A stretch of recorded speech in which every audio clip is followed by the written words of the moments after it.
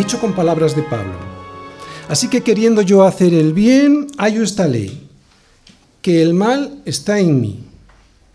Pero ¿sabéis por qué puedo hallar que el mal está en mí?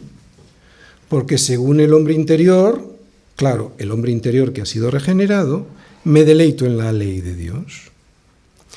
Descubres que el mal está en ti sin echarle la culpa a otro o sin justificarte, y precisamente por eso te deleitas en la ley de Dios.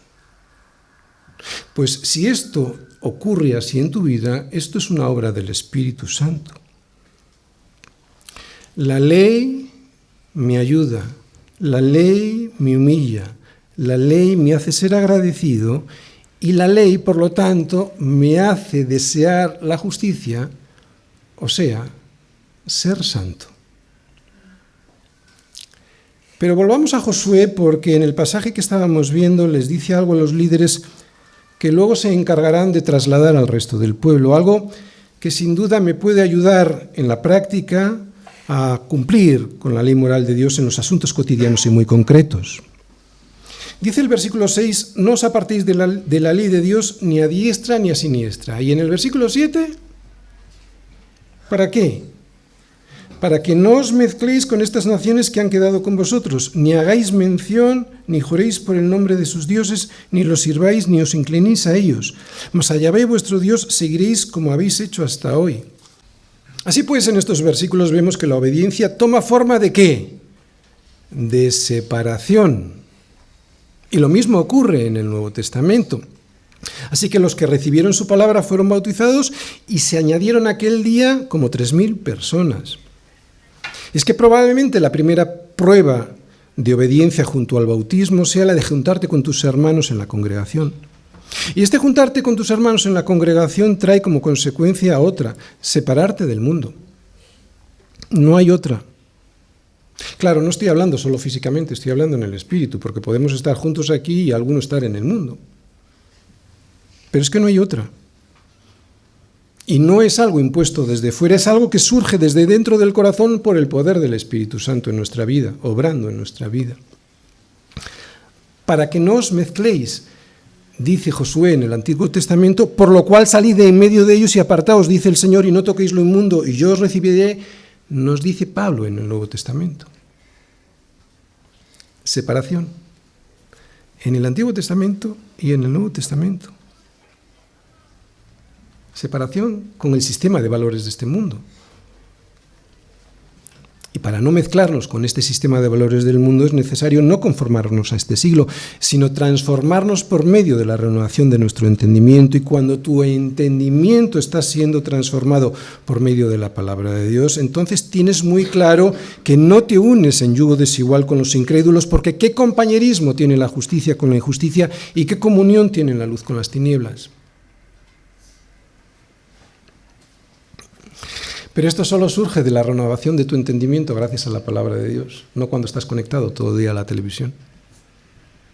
Porque entonces es la televisión la que renueva tu entendimiento. Es cuando te conformas a este siglo, a este mundo.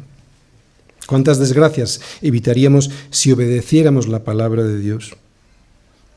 Así que tenemos muchos motivos para obedecer y aunque no podemos salir del mundo, el Señor ruega por nosotros para guardarnos del mal. Motivos para obedecer. Josué los muestra de dos maneras. Primero nos muestra la gracia de Dios para después recurrir al temor de Dios. ¿De acuerdo? Primero nos muestra la gracia de Dios para después de mostrarnos la gracia de Dios, mostrarnos el temor que tenemos que tener si no obedecemos sus mandatos. Fijaos, primero resume lo que Dios ha hecho por su pueblo. Gracia. Versículo 9 y 10. Pues ha arrojado Yahvé delante de vosotros grandes y fuertes naciones, y hasta hoy nadie ha podido resistir delante de vuestro rostro. Un varón de vosotros perseguirá a 1000, porque Yahvé vuestro Dios es quien pelea por vosotros, como él os dijo. ¿Veis la gracia? Es Dios quien lo hace. Primero, pues, les muestra la misericordia, la gracia que Dios ha tenido con ellos, para después decirles que han de temer las consecuencias si no obedecen.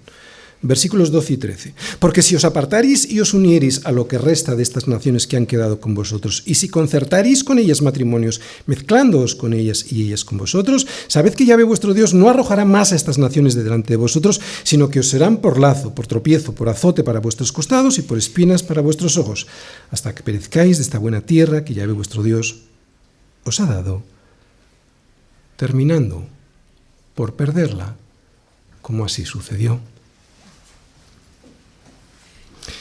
Para la obediencia, mi hermano, nos ha de motivar tanto su gracia como el temor a las consecuencias de la desobediencia. ¿Por qué? Porque ¿qué hijo es aquel a quien su padre no disciplina? Así que el temor del Señor no es solo algo del Antiguo Testamento, también lo vemos en el Nuevo Testamento. Y si no, te hago una recomendación, léete la carta a los Hebreos y tiembla. De hecho, Jesús siguió este mismo esquema que vemos en Josué. Fijaos cómo lo dice Jesús, Marcos 8:34. Y llamando a la gente y a sus discípulos les dijo, si alguno quiere venir en pos de mí, niéguese a sí mismo y tome su cruz y sígame. ¿Quieres la gracia de Dios? Síguele. Y si para motivarte no te basta con su gracia, te recuerda las consecuencias de la desobediencia. Sigue diciendo, porque todo el que quiera salvar su vida, la perderá. Y todo el que pierda su vida por causa de mí y del Evangelio, la salvará. Porque, y aquí viene todo el temor, porque ¿qué aprovechará al hombre si ganare todo el mundo y perdiere su alma? ¿O qué recompensa dará el hombre por su alma? Porque el que se avergonzare de mí y de mis palabras, en esta generación adúltera y pecadora, el Hijo del Hombre se avergonzará también de él cuando venga en la gloria de su Padre con los santos ángeles. Necesitamos su gracia, pero también las advertencias de la desobediencia. Termino.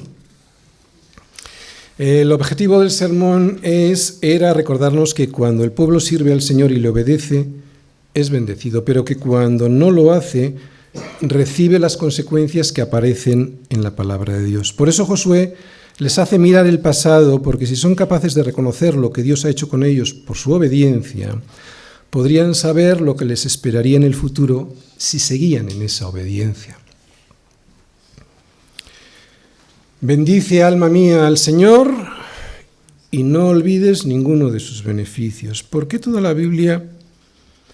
toda la Biblia se nos dice que debemos bendecir al Señor? ¿Qué obtiene Él de esa alabanza? ¿Por qué necesita nuestro agradecimiento? ¿Lo necesita? ¿No es suficiente Él en sí mismo que necesita recibir la gloria y el agradecimiento? Claro que sí, Él es suficiente en sí mismo. Dios no necesita nada de nosotros. Somos nosotros los que necesitamos entregárselo todo a Él. Primero, porque se lo merece. Con eso sería suficiente. Pero segundo, porque somos nosotros los primeros beneficiados al hacerlo. La acción de darle las gracias y de alabarle por quien Él es nos mantiene centrados en Él. Darle las gracias y alabarle por todo nos hace depender cada día más de Él, creciendo cada día más y más en nuestra fe, de manera que podamos estar capacitados y entrenados para las dificultades del futuro.